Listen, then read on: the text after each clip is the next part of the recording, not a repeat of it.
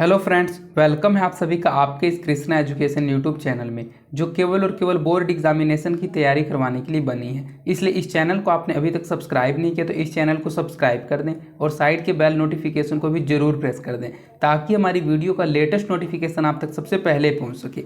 आज मैं आपको इस वीडियो में आपके मैट्रिक बोर्ड परीक्षा 2024 की तैयारी के लिए कक्षा 10 संस्कृत का 6वां पाठ भारतीय संस्कारा का संपूर्ण हिंदी व्याख्या करवाने वाला हूं। अर्थात आज मैं आपको भारतीय संस्कारा पाठ संस्कृत से हिंदी में ट्रांसलेट करके अच्छे से लाइन बाय लाइन समझाने वाला हूं। इसलिए इस क्लास को लास्ट तक अटेंड कीजिएगा। और अगर आप इससे पहले वाले पाठ के वीडियोस को हिंदी व्याख्या में देखना चाहते हैं तो आप डिस्क्रिप्शन में हिंदी व्याख्या के प्लेलिस्ट में जाकर अन्य वीडियोस को भी देख सकते हैं। और यहाँ पर सभी विषयों का जो पीडीएफ है वो बिल्कुल फ्री दिया जाता है। तो इस फ्री पीडीएफ को प्राप्त करने के लिए आप हमारे टेलीग्राम चैनल को ज्वाइन कर लीजिए। टेलीग्राम चैनल का लिंक डिस्क्रिप्शन में भी दिया हुआ है और आप टेलीग्राम एप्लीकेशन में कृष्णा एजुकेशन को सर्च करके भी ज्वाइन हो सकते हैं। इसलिए टेलीग्राम चैनल को जरूर ज्वाइन कर लीजिएगा। तो चलिए इस क्लास में आगे बढ़ते हैं। सबसे पहले तो मैंने यहाँ एक इमेज ऐड कर दिया है। अगर आपके पास संस्कृत का बुक है तो आप इमेज को मैच कर लीजिएगा। सेम ये बुक का ही इमेज है, बुक का ही इमेज मैंने यहाँ कैप्चर करके ऐड किया है।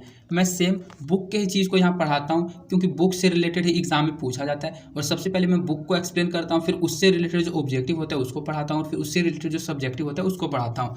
तो आप इस चैनल पर भरोसा कर सकते हैं, आपके बोर्ड एग्जाम में बिल्कुल ही अच्छा अंक आने वाले अगर आप बुक से अच्छी तरीके से पढ़ रहे हैं तो आपके सबसे पहले तो बुक में एक संक्षिप्त वर्णन दिया हुआ रहता है कि इस पाठ में आपको पढ़ना क्या है, ये परिचय दिया हुआ रहता है। तो सबसे पहले हम लोग इसको पढ़ लेते हैं कि इसमें लिखा हुआ क्या है। भारतीय संस्कृति अन्यतमम वैशिष्ट्यम विद्यते। भारतीय संस्कृति की एक और विशेषता यह है कि भारतीय संस्कृति अन्यतम वैशिष्ट्यम विद्यते, अर्थात भारतीय संस्कृति की एक और विशेषता यह है कि यत जीवने यह समये समये संस्कारा अनुष्ठिता भवन्ति, कि यहाँ जीवन में समय समय पर संस्कार और अनुष्ठान होते हैं, अर्थात संस्कार और अनुष्ठान किए जाते हैं। अद्य संस्कार शब्द सीमितो व्यंग रूप प्रयुज्यते। आजकल संस्कार शब्द का जो प्रयोग है वह सीमित व्यंग्यात्मक तरीके से किया जाने लगा है। किंतु संस्कृत रूपकरणम इदम भारतस्य व्यक्तित्व रचयति, लेकिन यह जो संस्कृत है यह भारत के व्यक्तित्व को आकार देता है, अर्थात यह भारत के व्यक्तित्व की रचना करती है। विदेशी निवसंतो भारतीय संस्कारान प्रति उन्मुखा जिज्ञावा च, जो विदेश में रहने वाले लोग होते हैं वे भारत की संस्कृति और उसके संस्कार के प्रति उन्मुख और उत्सुक हैं, अर्थात उसको जानने के लिए उत्सुक हैं विदेश में रहने वाले लोग कि भारतीय में किस प्रकार के अनुष्ठान किए जाते हैं, भारत के संस्कार क्या हैं, और उसको जानने के लिए विदेशी लोग उत्सुक रहते हैं। पाठ्यस्मिन् तेषां संस्काराणां संक्षिप्त परिचयो महत्व च निरूपितम्। इस पाठ में अनुष्ठानों और उसके महत्व का संक्षिप्त परिचय किया गया है, अर्थात यह जो पाठ है इस पाठ में संस्कार और अनुष्ठान का महत्व और उसके क्या महत्व है और उसको कैसे किया जाता है उसका संक्षिप्त परिचय यह पाठ देता है। तो मैंने सेम इसी के संस्कृत का यहाँ हिंदी भी ऐड कर दिया है, जिससे आपको समझने में आसानी होगी। इसका जब पीडीएफ आप स्वयं से पढ़िएगा तो आप संस्कृत का सबसे पहले तो उच्चारण अच्छे से करना सीख जाइएगा, और जो शब्द आपको समझ में नहीं आएगा आप नीचे से हेल्प ले सकते हैं। मैंने सभी का हिंदी ऐड कर दिया, हर एक शब्द का, हर एक लाइन का हिंदी के साथ आपको पढ़ाते हैं। भारतीय संस्कृति अन्यतमम वैशिष्ट्यम विद्यते यत जीवने यह समये समये संस्कारा अनुष्ठिता भवन्ते। भारतीय संस्कृति की एक और विशेषता यह है कि यत यह जीवने यह समय समय संस्कारा अनुष्ठिता भवन्ते, कि जीवन में समय समय पर यहाँ अनुष्ठान किए जाते हैं। अद्य संस्कार शब्द सीमितो व्यंग रूप प्रयुज्यते, किंतु संस्कृत रूपकरणम इदम भारतस्य व्यक्तित्व रचयति। आज अनुष्ठान शब्द का प्रयोग सीमित व्यंग्यात्मक तरीके से किया जाता है, लेकिन यह संस्कृत उपकरण भारत के व्यक्तित्व को आकार देता है, अर्थात भारत के व्यक्तित्व की रचना करता है। विदेशी निवसंतो भारतीय संस्कारान प्रति उन्मुखा जिज्ञावश्च, विदेशों में रहने वाले भारतीय अनुष्ठानों के बारे में उन्मुख और उत्सुक हैं, अर्थात जो विदेश में रहने वाले लोग होते हैं वे भारत के संस्कार को जानने के लिए उत्सुक रहते हैं कि भारत में कौन कौन से अनुष्ठान किए जाते हैं, भारत की संस्कृति क्या है। तभी तो विदेशी लोग भारत में तीर्थ यात्रा पर आते हैं और यहाँ घूमने के लिए आते हैं। पाठ्यस्मिन् तेषां संस्काराणां संक्षिप्त परिचयो महत्व च निरूपितम्। यह पाठ इन अनुष्ठानों और उनके महत्व का एक संक्षिप्त परिचय देता है, अर्थात ये जो पाठ आप पढ़ने जा रहे हैं भारतीय संस्कारा, यही पाठ इसके संस्कार और अनुष्ठान का क्या महत्व है हमारे जीवन में उसी का एक संक्षिप्त परिचय देता है। तो ये तो पाठ का परिचय आपने पढ़ लिया। अब यहाँ से शुरू होता है हमारा पाठ। पाठ को आप बिल्कुल ही अच्छे से पढ़िएगा। अगर आप पाठ को अच्छे से समझ जाते हैं, अच्छे से मेरी बातों को सुनते हुए चलते हैं, तो आपसे एक भी ऑब्जेक्टिव और सब्जेक्टिव क्वेश्चन नहीं छूटेगा। भारतीय जीवने प्राचीन कालतः संस्कारा महत्वम धारियन्। भारतीय जीवन में प्राचीन काल से संस्कारों की महत्ता है, अर्थात भारतीय जीवन में प्राचीन काल से संस्कारों ने महत्व को प्राप्त कर लिया, अर्थात प्रसिद्धि को प्राप्त कर लिया था। प्राचीन संस्कृति अभिज्ञानम संस्कारेभ्यो जायते। प्राचीन संस्कृति की पहचान संस्कारों से ही है। जो प्राचीन संस्कृति की पहचान है, जो हमारा एंशियंट कल्चर है, उसकी जो पहचान है वह संस्कारों से ही है। अत्र ऋषिणाम कल्पना आसीत् यत् जीवन अस्य सर्वेषु मुख्य अवसरेषु वेद मंत्राणां पाठ वरिष्ठानाम् आशीर्वाद होम परिवार सदस्यानां सम्मेलनम च भवेत्। अत्र ऋषिणाम कल्पना आसीत्, अर्थात यहाँ ऋषियों की कल्पना थी कि अत्र ऋषिणाम कल्पना आसीत्, यहाँ ऋषियों की कल्पना थी कि जीवनस्य सर्वेषु मुख्य अवसरेषु, अर्थात हम लोगों के जीवन के सभी मुख्य अवसर पर वेद मंत्राणाम पाठ, वेद मंत्रों का पाठ करना चाहिए। वरिष्ठानाम आशीर्वाद, बड़ों का आशीर्वाद लेना चाहिए। होम करना चाहिए। परिवार सदस्यानाम सम्मेलनम च भवेत्, परिवार के सभी सदस्यों का मिलाप होना चाहिए, अर्थात परिवार के सभी सदस्यों का सम्मेलन होना चाहिए। तो ये बताया जा रहा है कि अत्र ऋषिणाम कल्पना आसीत् यत् जीवनस्य सर्वेषु मुख्य अवसरेषु वेद मंत्राणाम पाठ वरिष्ठानाम आशीर्वाद होम परिवार सदस्यानाम सम्मेलनम च भवेत्। यहाँ ऋषियों की कल्पना थी कि जीवन के सभी प्रमुख अवसरों पर वेद मंत्रों का पाठ होना चाहिए, श्रेष्ठ जनों का आशीर्वाद, होम और परिवार के सभी सदस्यों का मिलाप होना चाहिए। तत्सर्वं संस्काराणाम अनुष्ठाने संभवति, तत्सर्वम संस्काराणाम अनुष्ठाने संभवति, ये सभी संस्कारों से ही संभव है। अर्थात ये जो जीवन के सभी मुख्य अवसर पर हम लोगों को वेद मंत्रों का पाठ पढ़ना चाहिए, बड़ों का आशीर्वाद लेना चाहिए, परिवार के सभी सदस्यों को इकट्ठा होना चाहिए, ये सभी की सभी चीज़ें संस्कारों से ही संभव हो पाता है। अर्थात अगर हम लोग किसी प्रकार का कोई अनुष्ठान करते हैं, कोई संस्कार करते हैं, तभी इन सभी चीज़ों को हम लोग संभव तरीके से पूर्ण कर सकते हैं।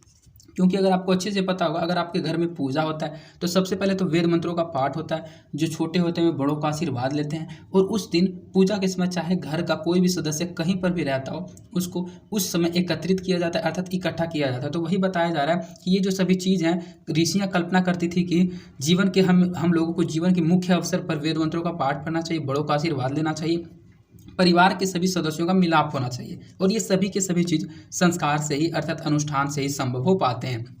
एवं संस्कार महत्वम धार्यते, इसी तरह संस्कार का महत्व है, अर्थात संस्कार का इसीलिए इतना महत्वपूर्ण महत्व है।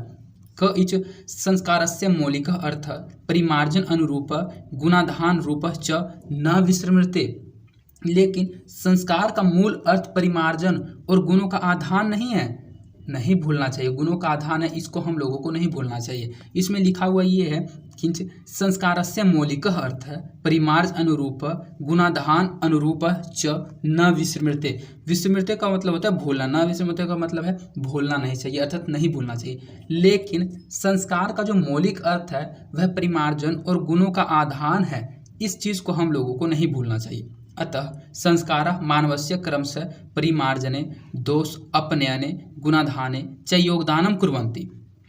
इसीलिए संस्कार मानव का क्रमशः परिमार्जन में, दोषों को दूर करने में और गुणों को ग्रहण करने में योगदान देता है। ये जो संस्कार है ये मानव को दोषों को दूर करने में, दोष यहाँ दो वा नहीं होना चाहिए, यहाँ दोषा अपनयने होना चाहिए था, मतलब दोष अपनयने, दोषों को दूर करने में, और गुणाधाने मतलब होता है गुणों को ग्रहण करने में, च मतलब होता है और।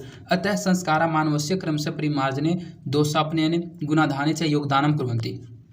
इस तरह संस्कार मानव का क्रमशः परिमार्जन में और दोषों को दूर करने में तथा गुणों को ग्रहण करने में योगदान देता है। तो इसका भी मैंने यहाँ हिंदी अर्थ ऐड कर दिया। अब हिंदी अर्थ के साथ आपको पढ़ाते हुए चलते हैं। भारतीय जीवन में प्राचीन कालतः संस्कारा महत्वम धारयन्। भारतीय जीवन में प्राचीन काल से ही संस्कारों की महत्ता है। प्राचीन संस्कृति अभिज्ञानम संस्कारेभ्यो जायते। प्राचीन संस्कृति की पहचान संस्कारों से है। अत्र ऋषीणाम कल्पना आसीत् यत् जीवनस्य सर्वेषु मुख्य अवसरेषु वेद मंत्राणां पाठ वरिष्ठानाम् आशीर्वाद होम परिवार सदस्यानां सम्मेलनम च भवेत्। यह ऋषियों की कल्पना थी कि जीवन के सभी मुख्य अवसर पर, अर्थात प्रमुख अवसरों पर वेद मंत्रों का पाठ, श्रेष्ठ जनों का आशीर्वाद, होम और परिवार के सभी सदस्यों का मिलाप होना चाहिए। ततः सर्वम संस्कारम अनुष्ठाने संभवति। ये सभी संस्कारों के आयोजन से ही संभव हो पाता है। एवं संस्कार महत्वम धारयति। इस तरह संस्कार का एक अलग ही महत्व है। किंचित संस्कारस्य मौलिक अर्थ परिमार्जन रूप गुणाधान रूप च न विस्मृते। लेकिन संस्कार का मूल अर्थ परिमार्जन और गुणों का आधान है, न विस्मृते, नहीं भूलना चाहिए। अतः संस्कारा मानवस्य क्रमशः परिमार्जने दोष अपनयने गुणाधाने च योगदानम कुर्वन्ति। इस तरह से संस्कार मानव का क्रमशः परिमार्जन में, दोषों को दूर करने में और गुणों को ग्रहण करने में एक अलग प्रकार का योगदान देता है। तो ये पहला पैराग्राफ में अपने संस्कार के महत्व को पढ़ा। अब इससे पहले आगे पढ़िए कि संस्कार कितने होते हैं, किस समय कितने संस्कार किए जाते हैं। संस्कारा प्रायः पंचविधा सन्ति। संस्कारा प्राय पंचविधा संस्ति। संस्कार मुख्य रूप से 5 प्रकार के हैं। जन्म पूर्वाश्रय शैशवा षट, जन्म पूर्वात्रेय शैशवा षट, शैक्षणिका 5, गृहस्थ संस्कार विवाह रूपा 1, मरण उत्तर संस्कारश्च, मरण उत्तर संस्कारश्च 1 एवं षोडश संस्कारा भवन्ति। संस्कारा प्रायः पंचविधा संस्कृत। संस्कार मुख्य रूप से 5 होते हैं। जन्म पूर्व त्रय, जन्म से पूर्व 3 होते हैं। इन सभी में ये जो षट है, ये जो त्रय है, ये जो पंच है, ये जो एक है, ये जो पंच है, ये सभी के सभी संस्कृत का काउंटिंग है। मैं एक स्पेशल वीडियो संस्कृत का काउंटिंग वाला लाऊंगा, जिसमें आप संस्कृत को काउंटिंग में कैसे पढ़ा जाता है वो सीख जाइएगा। इसमें आप ध्यान से सुनते हुए चलिए, इसमें भी आपको समझ आ जाएगा। इसमें लिखा हुआ है संस्कार प्रायः पंचविधा सन्ति, अर्थात संस्कार मुख्य रूप से 5 प्रकार के होते हैं। जन्म पूर्व त्रय, अर्थात एक होता है जन्म संस्कार, तो जन्म से पूर्व 3 संस्कार होते हैं। शैशवा षट, शैशव अवस्था में 6 संस्कार होते हैं। शैक्षणिका 5, शैक्षिक अवस्था में 5 संस्कार होते हैं। गृहस्थ संस्कारा विवाह रूपा 1, गृहस्थ संस्कार और विवाह रूप में 1 संस्कार होते हैं। मरण उत्तर संस्कारश्च 1, मरने के बाद 1 संस्कार होता है, मरने के बाद भी 1 संस्कार होता है। एव षोडश संस्कारा भवन्ति, और इस तरह से कुल 16 संस्कार होते हैं। ऑब्जेक्टिव क्वेश्चन यहाँ से बहुत अधिक पूछा जाता है बोर्ड एग्जाम में, अच्छे तरीके से आप याद रखिएगा। कुल संस्कार होते हैं 16। कितने प्रकार के होते हैं, तो 5 प्रकार के होते हैं। पहला जन्म से पहला वाला संस्कार, शैशव संस्कार, शैक्षणिका संस्कार, गृहस्थ संस्कार और मरणोत्तर संस्कार, ये 5 प्रकार के आपके संस्कार होते हैं। जिसमें जन्म से पूर्व 3 संस्कार होते हैं, शैशव अवस्था में 6 संस्कार होते हैं, शैक्षणिक अवस्था में 5 संस्कार होते हैं, गृहस्थ संस्कार और विवाह रूप में 1 संस्कार होता है, और मरने के उपरांत भी 1 संस्कार होता है। और कुल 16 संस्कार होते हैं। जन्म पूर्व संस्कारेषु गर्भाधानम पुष्पवन्नम सीमंत उपनयम च इति त्रयो भवन्ति। जन्म पूर्व संस्कारेषु, अर्थात जन्म पूर्व संस्कारों में गर्भाधान, पुष्पवन, सीमंतोन्नयन 3 होते हैं। च इति त्रयो भवन्ति, अर्थात 3 संस्कार होते हैं। अत्र गर्भरक्षा गर्भस्त्र संस्कारोपनम गर्भवत्या च प्रसन्नता च इति प्रयोजनम कल्पितम अस्ति। यहाँ गर्भ की रक्षा, यहाँ गर्भ की रक्षा, गर्भस्थ बच्चों में संस्कारोपण और गर्भवती की प्रशंसा के लिए प्रयोजन की कल्पना है। शैशव संस्कारेषु जातकर्म, नामकरणम, निष्कर्मण, अन्नप्रसानम, चूडाकर्म, कर्णवेधश्च इति क्रमशो भवन्ति। शैशव संस्कारों में, शैशव संस्कारेषु अर्थात शैशव संस्कारों में जातकर्म, नामकरण, निष्कर्मण, अन्नप्रसानम, चूडाकर्म और कर्णवेध क्रमशः होते हैं। अर्थात ये जो शैशव संस्कार होते हैं, ये जो 6 संस्कार आपने पढ़ा कि 600 में 6 संस्कार होते हैं, ये वही 6 संस्कार रहते हैं। जातकर्म, नामकर्म, निष्कर्म, अन्नप्रसानम, चूडाकर्म, कर्णवेधिश्च, अर्थात 1 2 3 4 5 6, ये शैशव अवस्था के 6 संस्कार होते हैं। एक बार इस पैराग्राफ को आप अच्छे से फिर से पढ़ लीजिए, क्योंकि इससे कई ऑब्जेक्टिव क्वेश्चन पूछे जाते हैं। संस्कारा प्रायः पंचविधा संस्कृत। संस्कार कुल 5 होते हैं। जन्म पूर्वात्रय, जन्म से पूर्व 3 होते हैं। शैशवा षट, शैशव अवस्था में 6 होते हैं। शैक्षणिका 5, शैक्षिक अवस्था में 5 होते हैं। गृहस्थ संस्कारा विवाह रूपा 1, गृहस्थ संस्कार और विवाह रूप में 1 संस्कार होता है। मरण उत्तर संस्कारश्च 1, मरने के उपरांत 1 संस्कार होता है। एवं षोडश संस्कारा भवन्ति, और कुल 16 संस्कार होते हैं। जन्म पूर्व संस्कारेषु गर्भाधानम पुष्पवनम सीमंत उन्नयन च इति त्रयो भवन्ति। जन्म पूर्व संस्कारों में गर्भाधान, पुष्पवनन, सीमंत ने 3 संस्कार होते हैं। अत्र गर्भरक्षा गर्भस्थ संस्कारोपनम गर्भवती प्रसन्ना च इति प्रयोजनम कल्पितम अस्ति। यहाँ गर्भ की रक्षा, गर्भस्थ बच्चों में संस्कार रोपण और गर्भवती की प्रसन्नता के प्रयोजन की कल्पना है। शैशव संस्कारेषु जातकर्म, नामकरणम, निष्कर्मण, अन्नप्रसानम, चूडाकर्म, कर्णवेधश्च इति क्रमशो भवन्ति। और शैशव संस्कारों में जातकर्म, नामकर्म, निष्कर्म, अन्नप्रसानम, चूडाकर्म, कर्णवेध क्रमशः ये संस्कार 6 संस्कार होते हैं। इसको हिंदी के साथ आप एक बार पढ़ लीजिए, हिंदी में मैंने इसका ऐड कर दिया है। संस्कार मुख्य रूप से 5 प्रकार के हैं। जन्म से पूर्व 3, शैशवावस्था में 6, शैशिक में 5, गृहस्थ संस्कार विवाह रूप में 1 और मृत्यु के उपरांत 1। इस तरह से कुल 16 संस्कार हैं। जन्म पूर्व संस्कारों में गर्भाधान, पुष्पन, सीमन 3 प्रकार के संस्कार हैं। यहाँ गर्भ की रक्षा, गर्भस्थ बच्चों में संस्कारोपण और गर्भवती की प्रसन्नता के प्रयोजन की कल्पना है। शैशव संस्कारों में जात कर्म, नामकरण, निष्कर्म, अन्नप्रसानम, चूडाकर्म और कर्णवेद आदि होते हैं। इसके बाद हमारा नेक्स्ट पैराग्राफ है शिक्षा संस्कारेषु अक्षर आरंभ उपनयनम वेद आरंभ के साथ सभा आवर्तन च इति संस्कार प्रकलिप्ता। शिक्षा संस्कारेषु अक्षर आरंभ उपनयनम वेद आरंभ के साथ सभा आवर्तन च इति संस्कार प्रकृता। शिक्षा संस्कारों में अक्षर आरंभ, उपनयन, वेद आरंभ, केशपयन और समावर्तन की कल्पना है और समावर्तन की कल्पना की जाती है।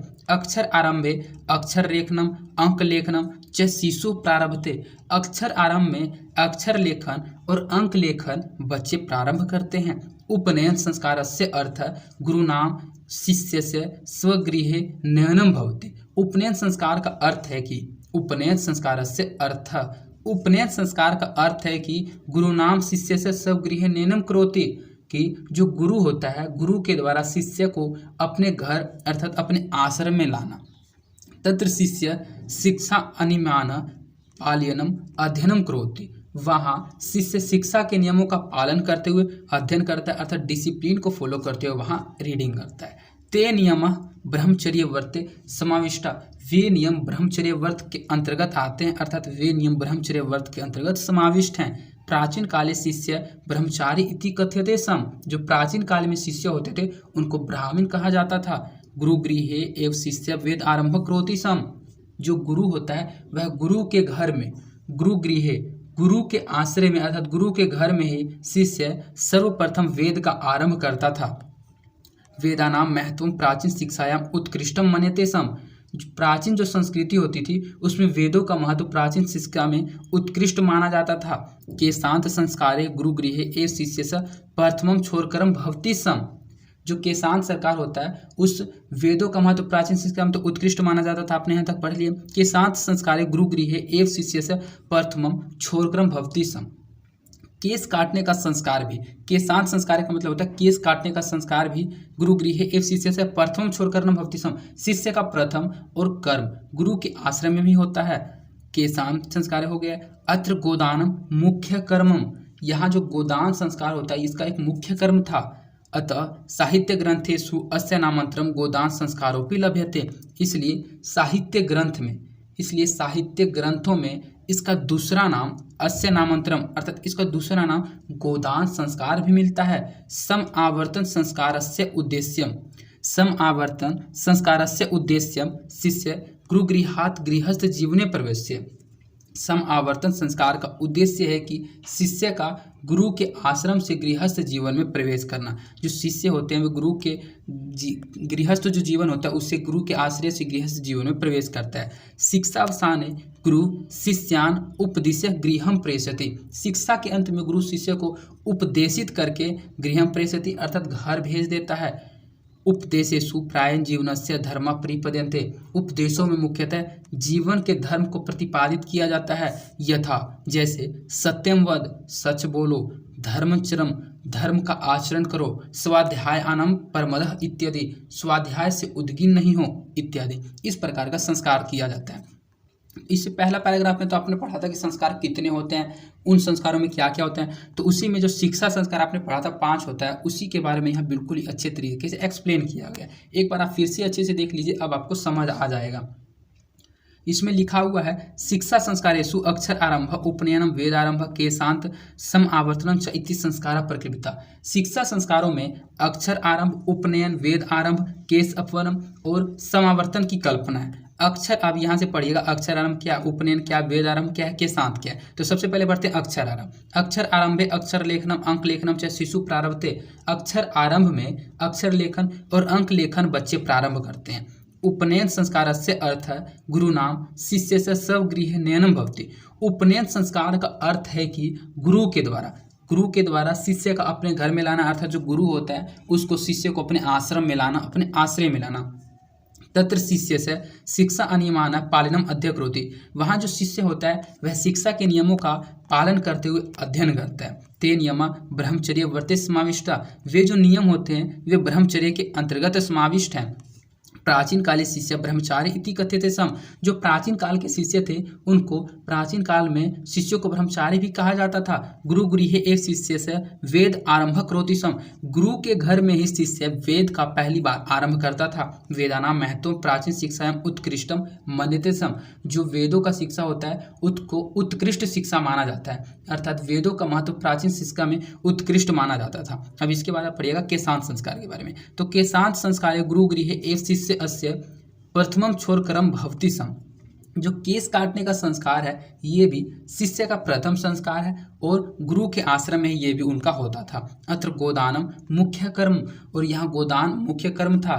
अतः साहित्य ग्रंथेषु अस्य नामांतरम गोदान संस्कारों अपि लभ्यते। इसलिए साहित्य ग्रंथों में इसका दूसरा नाम गोदान संस्कार भी मिलता है। सम आवर्तन संस्कार अस्य उद्देश्यम शिष्य गुरुगृहात् गृहस्थ जीवने प्रवेश्य। और सम आवर्तन शिक्षा का जो उद्देश्य था वो ये था कि शिष्य से गुरु गृहात, शिष्य का गुरु के आश्रम में गृहस्थ जीवन में प्रवेश करना। शिक्षा वसाने गुरु शिष्यान उपदिश्य गृहम प्रेषयति। शिक्षा के अंत में गुरु शिष्य को उपदेशित करके घर भेजता है। उपदेशेषु प्रायेण जीवनस्य धर्म प्रतिपादन्ते। जो उपदेशों का जो मुख्य उपदेश का जो मुख्य वो होता है उपदेशों का मुख्यतः धर्म को प्रतिपादित करना कैसे है उसको सिखाया जाता है। उपदेशों को जीवन में धर्म को प्रतिपादित कैसे किया जाता है वो सिखाया जाता है। जैसे कि यथा सत्यम वदत, सत्य बोलो, धर्मचरम, धर्म का आचरण करो, और स्वाध्याय अनुमान प्रमद इत्यादि, स्वाध्याय से उद्विग्न नहीं हो इत्यादि।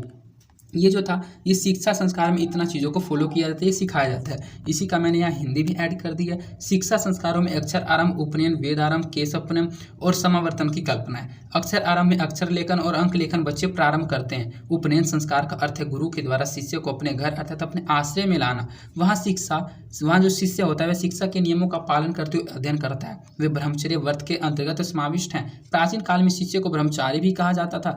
गुरु के आश्रय में ही शिष्य सर्वप्रथम वेद आरंभ करता है। वेदों का महत्व प्राचीन शिक्षा में उत्कृष्ट माना जाता था। केस काटने का संस्कार भी शिष्य का प्रथम और कर्म जो है वह गुरु के आश्रम में ही होता था। यहाँ गोदान मुख्य कर्म था, इसलिए साहित्य ग्रंथों में इसका दूसरा नाम गोदान संस्कार भी मिलता है। सम आवर्तन संस्कार का उद्देश्य था शिष्य का गुरु के आश्रम में गृहस्थ जीवन में प्रवेश। और शिक्षा का जब अंत हो जाता है तो उस शिक्षा के अंत में गुरु शिष्य को उपदेशित करके घर भेजते थे। और उपदेशों में मुख्यतः जीवन के धर्म को प्रतिपादित किया जाता है। जैसे जीवन का हम लोगों का धर्म होता है कि हम लोगों को जीवन में सच्चे बोलना चाहिए, सत्यम वद अर्थात सत्य बोलो, धर्म का आचरण करो, स्वाध्याय से उद्विग्न नहीं हो इत्यादि। इसके बाद आप पढ़िएगा कि जो विवाह संस्कार होता है उसमें क्या क्या होता है। तो विवाह संस्कार पूर्वकम इव मनुष्य वस्तुतो गृहस्थ जीवन में प्रवेशते। विवाह संस्कार होने पर वस्तुतः मनुष्य गृहस्थ जीवन में प्रवेश करता है। विवाह पवित्र संस्कार मत यत्र नाना विधानी कर्म कांडानी भवन्ति। विवाह जो है यह एक पवित्र संस्कार है जिसमें यत नाना विधानी, जिसमें अनेक प्रकार के कर्म कांडानी भवन्ति, अनेक प्रकार के कर्म कांड होते हैं। तेसु वाग्दनम, मंडप निर्माणम, वधु गृहे वर पक्षे स्वागतम, वर वधो परस्परम निरीक्षणम, कन्यादानम, अग्निस्थानम, पानी ग्रहणम, लाजहोम, सप्तपदी, सिंदूरदानम इत्यादि।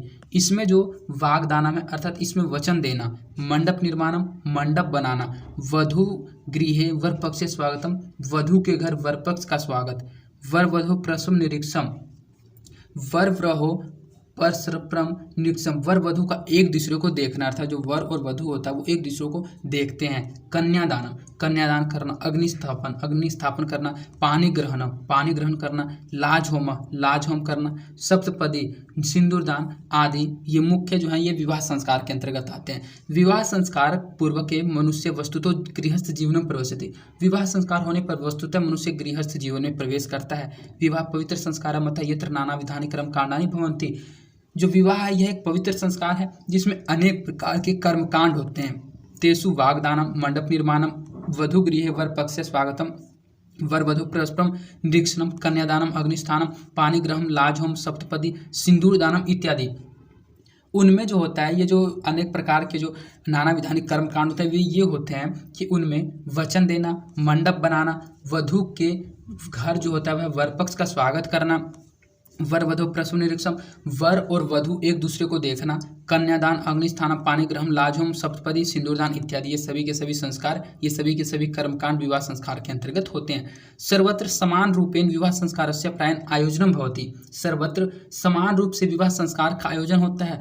तदअंतरणम गर्भाधान संस्कार पूर्णावर्तते जीवन चक्रम च भ्रमति। इसके बाद गर्भाधान आदि संस्कार पुनः प्रारंभ होकर चक्र घूमता है। मरण अदंतरम अंत्येष्टि संस्कार अनुष्ठिते, और मरने के उपरांत एक अन्य अंत्येष्टि संस्कार किया जाता है।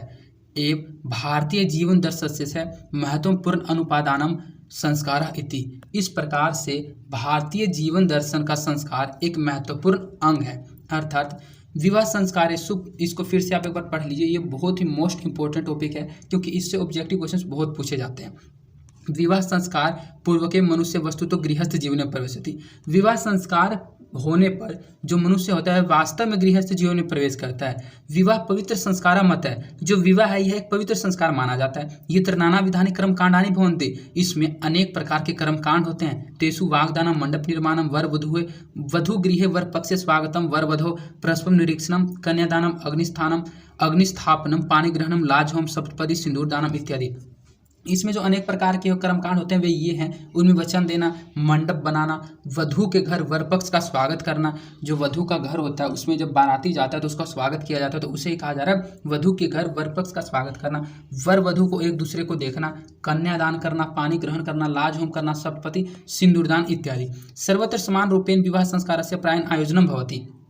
सर्वत्र समान रूप से विवाह संस्कार का आयोजन होता है। तदअंतरणम गर्भाधानाद्य संस्कार पूर्णावर्तते जीवन चक्रम च भ्रमति, और इसके बाद गर्भाधान आदि संस्कार पुनः प्रारंभ होकर जीवन चक्र घूमता रहता है। अर्थात शुरू से आप पढ़ते आ रहे हैं कि पहले जो होता है वह जन्म पूर्व संस्कार होता है, उसके बाद आपने पढ़ा कि शैशव संस्कार होता है, उसके बाद आपने पढ़ा शिक्षा संस्कार होता है, और उसके बाद शिक्षा प्राप्त करने के बाद जो कोई भी व्यक्ति होता है वह विवाह करता है तो विवाह संस्कार होता है। और विवाह संस्कार के बाद फिर से गर्भाधान होता है अर्थात गर्भ संस्कार होता है, और उसके बाद फिर से बच्चों का जन्म होता है, फिर से जन्म संस्कार होता है, फिर से उसका शैशव संस्कार होता है, फिर से। तो वही इसमें बताया गया कि इसी प्रकार जो जीवन का चक्र है वह संस्कार पुनः प्रारंभ होकर जीवन चक्र में घूमता रहता है। मरण अदंतरणम अंत्येष्टि संस्कार अनुष्ठिते, और मृत्यु के पश्चात शव को अग्नि में जलाने का संस्कार किया जाता है। मृत्यु के पश्चात जो शव होता है उसको अग्नि में जलाने का संस्कार किया जाता है, अंत्येष्टि संस्कार अनुष्ठिते। एवं भारतीय जीवन दर्शनस्य महत्वपूर्ण अनुपादानम संस्कार इति। इस तरह भारतीय जीवन दर्शन का, इसलिए भारतीय जीवन दर्शन का संस्कार एक महत्वपूर्ण अंग है। तो भारतीय जीवन में संस्कारों की एक अलग ही महत्व है। इसका भी मैंने हिंदी ऐड कर दी है। मैं जितना संस्कृत आपको पढ़ाता हूँ सभी का हिंदी ऐड रहता है। इसके पीडीएफ को आप स्वयं से जरूर पढ़िएगा। विवाह संस्कार होने पर वस्तुतः मनुष्य गृहस्थ जीवन में प्रवेश करता है। विवाह एक पवित्र संस्कार है जिसमें अनेक प्रकार के कर्मकांड होते हैं। उनमें वचन देना, मंडप बनाना, वधु के घर वर पक्ष का स्वागत, वर वधु का एक दूसरे को देखना, कन्यादानम, अग्निस्थापनम, पानी ग्रहण, लाजहोम, सप्तपदी, सिंदूरदान आदि, ये सभी के सभी संस्कार है, ये मुख्य संस्कार हैं। सर्वत्र समान रूप से विवाह संस्कार का आयोजन होता है। इसके बाद गर्भाधान आदि संस्कार पुनः प्रारंभ होकर जीवन चक्र घूमता है। मृत्यु के पश्चात सबको अग्नि में जलाने का संस्कार किया जाता है। इस तरह भारतीय जीवन दर्शन का संस्कार एक महत्वपूर्ण अंग है। तो इस प्रकार आपका ये पाठ समाप्त होता है। भारतीय संस्कार ये बहुत ही इंपॉर्टेंट पाठ था।